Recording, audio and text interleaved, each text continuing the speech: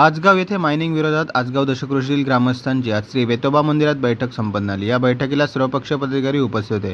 काल झालेल्या अनधिकृत ड्रोन सर्व्हेबाबत ग्रामस्थांनी JSW कंपनीच्या पथकाला धारेवर धरत त्यांना श्री वेतोबा मंदिरात आणण्यात आले होते आणि सदरील मायनिंगसाठी ड्रोन सर्व्हेबाबत विचारणा करण्यात आली होती। मात्र गावात कोणतीही परवानगी नसताना या JSW कंपनीच्या पथकाने मायनिंगसाठी सर्व्हे सुरू केल्याने त्यांना ग्रामस्थांच्या रोषाला सामोरे जावे लागले होते। मात्र यामुळे काही ग्रामस्थांवर गुन्हे देखील दाखल झाले आहेत। यामुळे एकच खळबळ उडाली आहे। याबाबत तातडीची बैठक आजगाव दशकृषीतील ग्रामस्थांनी लावली आणि या घटनेबाबत सविस्तर चर्चा करून पुढील दिशा ठरवण्यात आली आहे। यावेळी आजगाव दशकृषीतील ग्रामस्थ, महिला मोठ्या संख्येने उपस्थित होत्या। Madan Murkar, Konkan lab breaking, Ajgaon.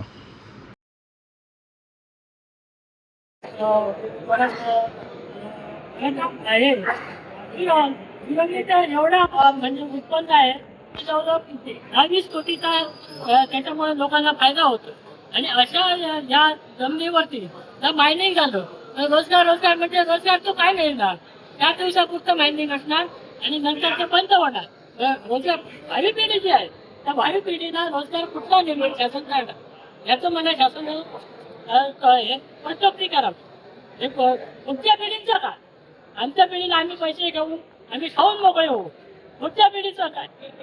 आज जी बैठक झाली त्यामध्ये काय निर्णय झालाय?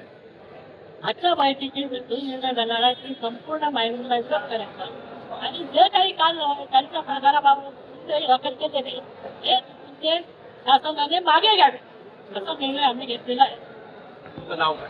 माझं नाव आनंद नारायण मुली, माजी सरपंच, ग्रामपंचायत ठाकूर।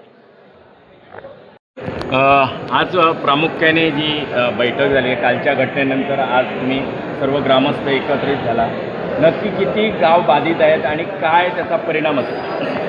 मुळात आजची बैठक ही कालच्या घडलेल्या प्रकाराच्या अनुषंगाने जे ग्रामस्थांवरती खोटे गुन्हे दाखल केले आणि जे आम्हाला फसवून गुन्हे दाखल केले त्याच्या संदर्भात विचारविनिमयासाठी झालेली होती।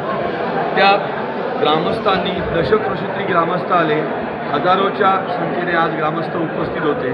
सगळ्या ग्रामस्थांनी देव वेतोबाच्या साक्षीने हे ठरवलं की मी एकटा आणि माझ्यासोबत असलेले सगळे ह्यांना घेऊन आम्ही लढा कायम करणार आहोत। सदर लढ्याचा प्रकार आम्ही कायदेशीररित्या लढणार, आम्ही अहिंसेच्या मार्गाने लढणार, आम्ही उपोषणाचा मार्ग पत्करणार आणि ज्याप्रमाणे काल आमच्यावर खोटे गुन्हे दाखल केले अशी कुठलीही संधी आम्ही ग्रामस्थ म्हणून पुढे प्रशासनाला देणार नाही। प्रशासनाच्या तर्फे पालकमंत्र्यांनी इथे महेश सारंग यांना पाठवून संजीव परब यांच्यामार्फत पालकमंत्र्यांनी आमच्या ग्रामस्थांसोबत असल्याबाबत आम्हाला ग्वाही दिली। आम्ही त्यांना अशी विनंती केली की ऐऱ्या किंवा त्यांच्या कार्यकर्त्यांमार्फत येऊन आम्हाला सांगण्यापेक्षा प्रत्यक्षरित्या स्वतः यावे, आमची भेट घ्यावी, आम्हाला स्वतः त्यांनी ह्याची खात्री द्यावी आणि आमच्यासोबत राहावी। आम्ही त्यांचे स्वागत करू। म्हणजे तुम्ही पालकमंत्र्यांना निमंत्रण दिलं आहे तुमच्या बैठकीत? पालकमंत्र्यांनी आम्हाला जो संदेश दिला त्या संदेशातून आम्ही त्यांना सांगितलं की त्यांनी ग्रामस्थांसमोर यावं आणि त्यांनी आम्हाला आपली भूमिका स्पष्टपणे मांडावी। आम्ही त्यांना सांगितलं की पालकमंत्री म्हणून ते ज्या खुर्चीवरती बसलेत त्या खुर्चीवरती ह्याच्या अगोदर सिंधुदुर्ग प्रस्थापित झाल्यापासून अनेक लोक बसलेत। कदाचित तुम्ही वार्ताहर आहात, तुम्हालाही माहीत नसतील, त्या पालकमंत्र्यांची नावही लक्षात राहत नाही। आज हे आहे आमचं म्हणणं असं आहे, ह्यांचं नाव ह्यांनी आम्हाला समर्थन करून हे मायनिंग रद्द करून सुवर्ण अक्षरात नोंदवावं, जे पुढे पिढ्यानपिढ्या लक्षात राहील। नाहीतर कोणाला आलेले गेलेले पालकमंत्री लक्षातही नसतात। ह्यांच्या वडिलांनी जसं जनतेसोबत राहिले तसं ह्यांनी राहावं आणि आपलं नाव अजरामर करून घ्यावं असं आमचं त्यांना आव्हान आहे। तुमचं नाव? माझं नाव ॲडव्होकेट स्वप्नील गुरुनाथ प्रभू। त्यामध्ये काल जो काय सगळा प्रकार झाला त्याच्यामध्ये आमचं एवढंच म्हणणं होतं की सर्व ग्रामस्थ जमले होते। ग्रामस्थांनी त्यांना विनंती केली की तुम्ही या ठिकाणी कोणती परवानगी घेतलेली नाही, इकडे आढळून येत नाही, त्यामुळे तुम्ही या ठिकाणी कोणत्याही प्रकारचा सर्वे इथे करू नका। त्यांनी कुठली माहिती देण्याचा प्रयत्न केला, त्या आम्ही खातू आबा कुठली झाडे हे पाहण्यासाठी आम्ही या ठिकाणी आलेलो आहोत आणि असं असूनही त्यांनी सर्वे हा चालू ठेवला। त्यावेळी त्यांना ग्रामस्थांनी रोखलं आणि या ठिकाणी त्याला मंदिरामध्ये आणून त्यांना बसवलं होतं।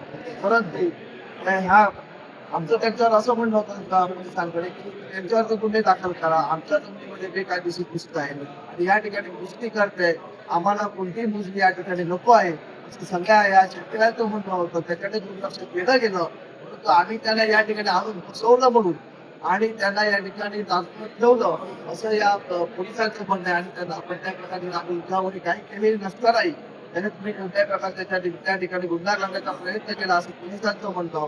आणि त्यांनी कालची नंतर जाऊन तक्रार केली, त्यामध्ये पोलिसांनी मी संजय अकराम तावडे, त्याच्यानंतर स्वप्नील आस्थावकर, आमचे भाई परब यांच्यावरती गुन्हा आणि त्याच्यावर 50,000 गुन्हा दाखल केला. त्याच्यामुळे काल सर्व आज हे गुन्हे दाखल केले तर आम्हाला असं समजल्यानंतर हा जनस्व भडकलेला आहे, लोकांच्या मध्ये हे चुकीच्या पद्धतीने चाललेलं आहे. अशा प्रकारे जर गुन्हे दाखल होत असतील, आमच्या शेतीमध्ये जर अशा प्रकारे नियोजन असतील, त्या ठिकाणी मायनिंग घातलं असतील तर ते चुकीचं आहे. त्याच्यामुळे प्रशासनाने शासनाने त्याची दखल घ्यावी.